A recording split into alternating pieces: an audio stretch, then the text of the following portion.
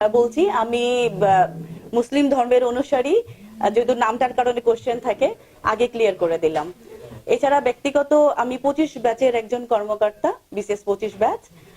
এর বাইরে খুব একটা কাজের সুযোগ আমার হয়নি। আমি আমার হোম ডিস্ট্রিক্ট জয়পুরহাট জেলায়, আমি জয়পুরহাটে আক্কেলপুর থানার মেয়ে।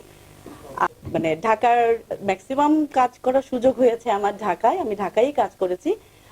জেলা পর্যায়ে আসলাম এবার কাজ করতে।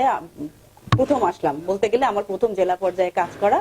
এই হিসেবে আপনারা যারা আছেন সবার কাছে আমি সহযোগিতা চাচ্ছি।